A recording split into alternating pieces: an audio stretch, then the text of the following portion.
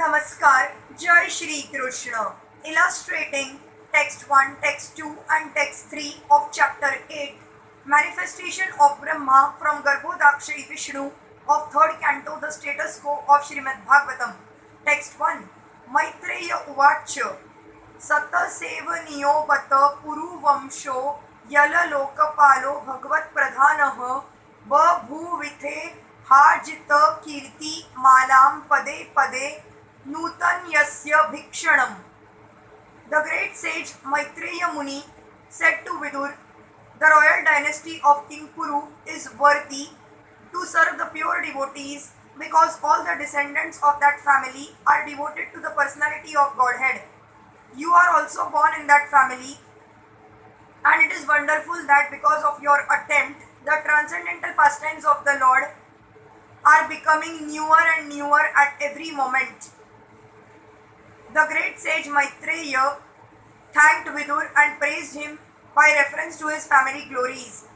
The Puru dynasty was full of devotees of the personality of Godhead and was therefore glorious because they were not attached to impersonal Brahma or to the localized Paramatma, but were directly attached to Bhagavan, the personality of Godhead. They were worthy to render service to the Lord and his pure devotees. Because Vidur was one of the descendants of that family, naturally he engaged in spreading wide the ever-new glories of the Lord. Maitreya felt happy to have such glorious company as Vidur. He considered the company of Vidur most desirable because such association can accelerate one's dormant propensities for devotional service. Text 2. So aham drunam Shulla Sukhaya Dukha Mahat Gatanam Virmaitasya Pravartaye Bhagavatam Puranam Yadaha Sakshat Bhagva Nrushibhyaha. Let me now begin speaking on the Bhagavad Puran, which was directly spoken to the great sages by the personality of Godhead for the benefit of those who are entangled in extreme miseries for the sake of very little pleasure. The sage Maitreya proposed to speak on Srimad Bhagavatam because it was especially compiled and traditionally comes down in the disciplic succession for the solution of all the problems of human society.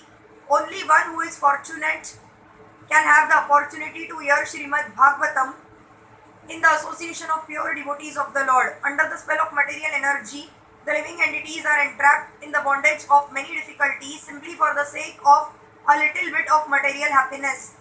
They engage in different activities not knowing the implications.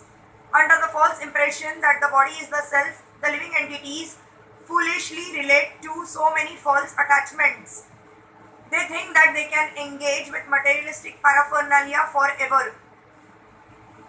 This gross misconception of life is so strong that a person suffers continually life after life under the external energy of the Lord. If one comes in contact with the book Bhagavatam as well as with the devotee Bhagavata who knows what the Bhagavatam is, then such a fortunate man gets out of the material entanglement. Therefore, Shri Maitreya Muni, out of compassion for the suffering men in the world, proposes to speak on the Srimad Bhagavatam first and last. Text 3. Asin Murvyam Bhagavanta Madhyam Sankarshanam Devam Kuntha Sattvam Vivid Savas Tattvamatah Parasya Kumara Mukhya Munayo Anva Pruchan. Some time ago, being inquisitive to know, Sanat Kumar, the chief of the boy saints, accompanied by other great sages, inquired exactly like you about the truths regarding Vasudev, the supreme from Lord Sankarshana, who is seated at the bottom of the universe. This is in clarification of the statement that the Lord spoke directly on the Srimad Bhagavatam. When and unto whom the Bhagavatam was spoken is explained herewith. Questions similar to those put forward by Vidur were asked by great sages like Sanat Kumar and Lord Sankarshana, the plenary expansion of the Supreme Lord Vasudev answered them, Hare Krishna.